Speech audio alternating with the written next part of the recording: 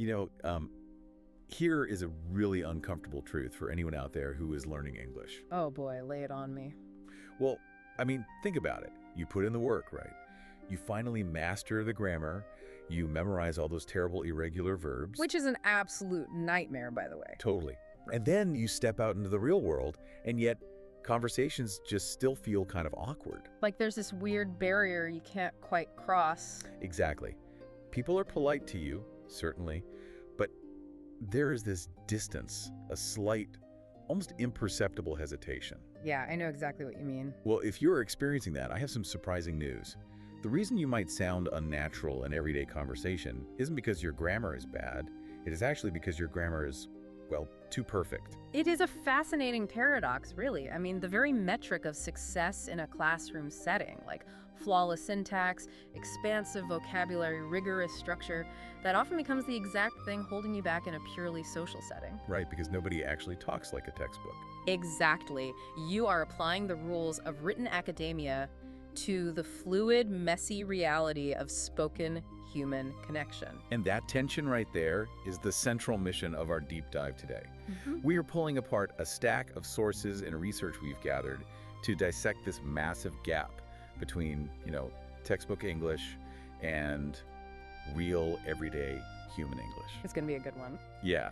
The goal here is to explore why speaking correctly can sometimes be the absolute biggest barrier to making an actual human connection. So looking through the source material, there is this incredible phenomenon noted by linguists. They found that highly proficient English learners often end up sounding like, well, a 19th century butler. A butler, yes, I love that. Right. Or actually my personal favorite description from the notes we have, they sound like they're presenting a formal business proposal during the most casual, everyday situations imaginable. Oh man, the business proposal tone. That perfectly captures the vibe. I mean, you have the right words, your grammar is technically impenetrable, but the social context is just completely misread. Like, if you are writing a formal email to a new client, yes, the business proposal tone absolutely works. But when your colleague just asks if you want to grab lunch and you reply with that same level of formality, you are unintentionally signaling that you view them as an outsider, not a peer. It creates distance. Right. So let's look at one of the everyday scenarios outlined in our research to see how this actually plays out. Okay, let's do it. Imagine a friend, someone you've known for a while, casually asks if you want to grab a beer after work. Okay, a very standard low-stakes situation. Very low stakes. But the learner, relying heavily on their textbook training, might process the request and reply with something like, and I am quoting the exact formal structure here, "Yes, my dear friend, I would highly enjoy consuming alcoholic beverages with you at 7 o'clock. Oh, wow. Yeah, that is intense. Right, it creates an immediate wall. It is technically perfect, sure, but socially, it is absolutely terrifying. It feels algorithmic. Like a robot trying to blend in with humans. Exactly. Yeah. You don't sound unnatural because you use the wrong preposition. You sound unnatural because you are being painfully polite. You are using these complete, rigid sentences when real friendship actually thrives on lazy, shortcut English. Wait, hold on a second. I totally disagree with that phrasing. What do you mean? Well, I see where you're going with the idea of efficiency, but we have to be really careful with the word lazy. Okay, fair. Because if a learner assumes they should just abandon structure entirely, like maybe they just grunt a single syllable at someone when invited out, they don't sound authentic, they just sound incredibly rude and disinterested. Well, obviously, you shouldn't just grunt at people. But that's the risk. There is a distinct difference between a conversational shortcut and lacking the effort to engage. Grunting isn't a shortcut, it's just shutting down the interaction. No, you are missing the point. I am certainly not advocating for grunting at your friends. I am talking about lowering the cognitive load of the conversation. Okay, elaborate on that. Well, think about the mechanics of the conversation. Okay. Formal language takes time. It requires effort. When you use it, you are signaling that you are putting on a performance for the other person. Right, it's very polished. Exactly. So when you use shortcut English with a friend, the underlying message is actually profoundly warm. You are telling them, hey, we are close enough that I don't need to put on a show for you. Ah, I see. The source text actually provides a perfect illustration of this social signaling with a really simple invitation to the cinema. Oh, the movie example. Let's hear it. So a learner running that internal translation software in their head to ensure zero mistakes might carefully construct this sentence. Would you like to go to the cinema with me tonight? Which sounds like an invitation to accompany a monarch to a royal gala. Exactly. It's so stiff, but a native speaker, they are probably just going to shoot over a text that says movie tonight, or maybe up for a movie. Yeah, that's way more natural. The difference in syllable count is striking, but the psychological difference is even wider. It synthesizes your point beautifully. Think about how much warmer that second version is, though. Up for a movie. Lowers the stakes entirely. It definitely does. It doesn't feel like a formal request that requires, a formal RSCP. It is just an invitation to hang out, relax, and connect. It takes all the pressure off the interaction. It also highlights how modern texting culture has permanently altered the rhythms of spoken English. Oh, for sure. We communicate in these bursty, fragmented thoughts now. The brevity itself is a marker of intimacy. When we speak to friends, we want the flow of information to be smooth. Formal grammar rules often act like speed bumps in that conversational flow. And those speed bumps are exactly what causes that awkward hesitation we talked about at the beginning of the show. You are forcing the other person to navigate around your rigid grammar. Okay, but let's test the limits of this shortcut theory, because efficiency works beautifully for a low-stakes text message, right? Or a casual invitation. Sure. But what happens when we apply this to reacting to real-life emotional situations? Ooh, the lost wallet test. Exactly. Let's say a good friend comes to you clearly distressed and tells you that they just lost their wallet. All their credit cards, their ID, their cash, completely gone. A total nightmare scenario. Right. Now, if you just look at them and say, bummer, to sound cool and casual, that is a shortcut. But it feels incredibly cold and callous. Oh, absolutely. Bummer is the completely wrong emotional temperature for a lost wallet. It really is. It sounds like you're reacting to them dropping a French fry, not losing their entire identity. Exactly. And in that higher stakes scenario, the learner who reverts to the textbook and says, "Oh dear, I am very sorry to hear that," is at least making a genuine effort to express sympathy. The formal structure is there to provide a safety net when they aren't sure what to say. I hear that, but man, I would argue the textbook response still fails the natural conversation test pretty spectacularly. You really think so? Even with good intentions? Oh, totally. Let's think about the actual mechanics of those words. If you say, "Oh dear," you instantly sound like you are 90 years old drinking tea on a porch somewhere. Okay, fair enough on "oh dear." And second half, "I am very sorry to hear that." That sounds exactly, and I mean word for word, exactly like an automated customer service email. Wow. "Dear customer, I am very sorry to hear that your package was lost." It's so robotic. It is formal, yes, but the intention is polite. They are trying to be respectful of the distress. But politeness is the trap here. Real connection isn't about checking a politeness box on a rubric. It is about matching the emotional energy. Let's unpack the psychology there, because matching emotional energy is a critical distinction in linguistics. Yeah, please do, because this is fascinating. When your friend is stressed about their wallet, their cognitive state is frantic, it's high energy, it's negative, it's intensely frustrated. They are freaking out. Exactly. So a perfectly formed, grammatically flawless sentence like "I'm very sorry to hear that" actually signals emotional detachment. Oh, wow. That is a really profound way to look at it. Perfect grammar in a crisis signals detachment. It does. It shows that you have the mental bandwidth to construct a perfect sentence, which subconsciously implies to the friend that you aren't actually sharing their distress. You're too calm. Right, you're observing their distress from a safe, analytical distance. Which is exactly why a natural speaker hits a completely different middle ground. They don't just say, "bummer," and they definitely don't give a corporate apology. No, they match the energy. Yeah, they say something like, "Oh no, that sucks," or "Man, that is awful." And "that sucks" is a phrase that would get red ink all over it in a formal academic essay. Oh, 100%.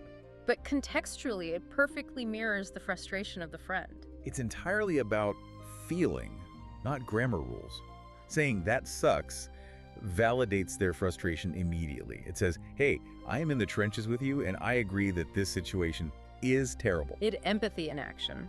Breaking the grammar rules is actually the mechanism that proves you are emotionally present in the reality of the moment. This brings up a really vital point for anyone listening who is trying to master the soul of a language rather than just the mechanics. Language is fundamentally a tool for human connection. Right. If the tool is getting in the way of the connection because it's just too polished, you are simply using the wrong tool for the job. Which brings up the million-dollar question for the listener, though. What's that?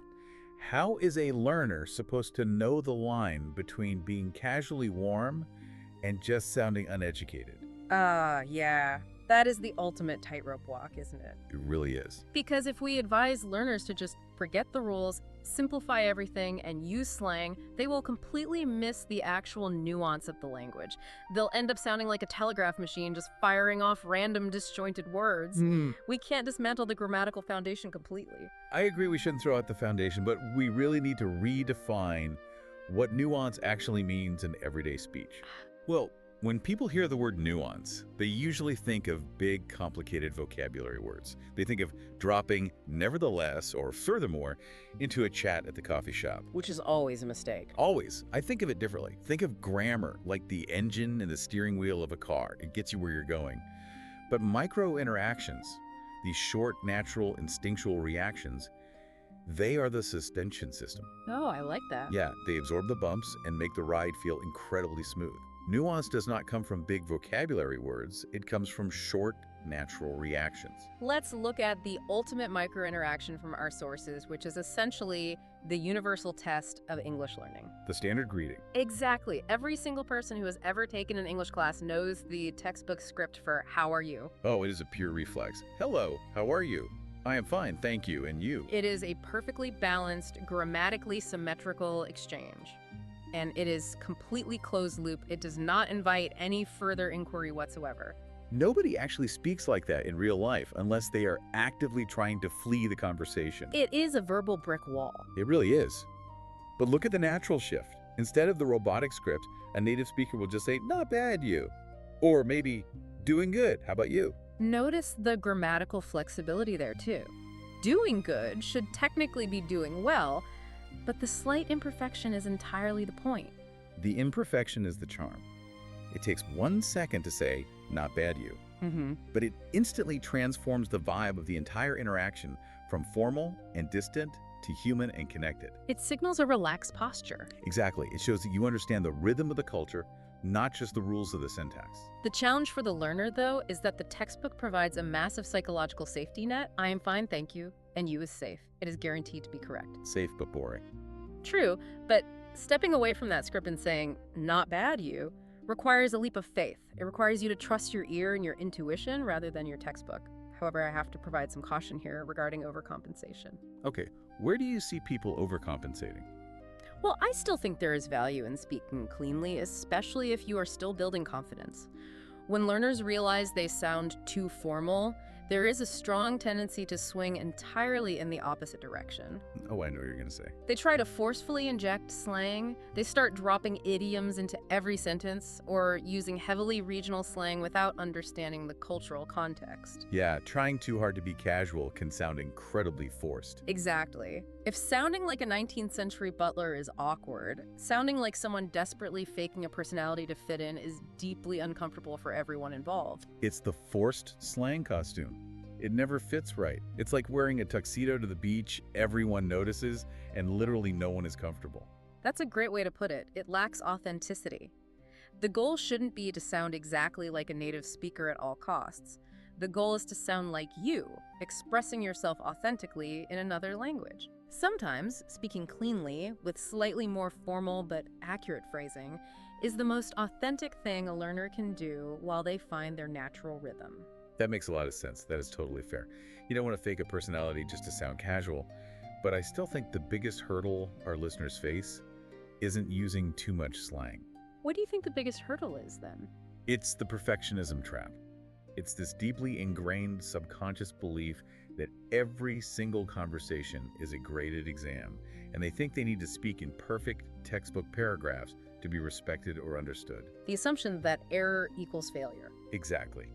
But in social dynamics, a slight linguistic error often reads as vulnerability, which actually builds trust way faster than polished perfection. That is very true. Vulnerability connects people. Which leads us to a really practical mindset shift for the listener. The next time a friend asks you a casual question, whether it's an invite to the cinema or just asking how your weekend was, I want you to consciously stop the internal translation engine. Stop trying to format the perfect paragraph in your head before you speak. Shut it down entirely. Just listen to the emotion behind their question and react. Match their energy. Let the words fall out without running them through a grammar check first. Now, for anyone used to relying on the rules, that is going to feel terrifying. Oh, for sure. You will use the wrong tense, you will forget a preposition, you might say, "That's crazy," when you intended to say something much more profound. It will be messy. But that messiness is the hallmark of authenticity. Will it feel a little messy and incomplete at first? Yes. But that is exactly how real friends actually talk to each other. It really is. Real conversations are filled with half-sentences, interruptions, grammatical errors, and informal shortcuts. So if you want to really connect with people, it is time to throw out the dusty school books, stop worrying about the 19th century butler living in your head, and embrace the mess. Moving from a mindset of performance to a mindset of connection. I love that. And that actually leaves us with a rather profound final thought to consider. Let's hear it. If perfect grammar, the very thing we are taught, represents education, status, and politeness, can actually create an awkward, isolating distance between people. Wow. What other rules of polite society are you clinging to that are secretly preventing you from making genuine human connections? Ooh. Man, that is a question worth taking with you. Something to definitely chew on. Well, until next time, embrace the mess, drop to business proposals, and we'll catch you on the next deep dive.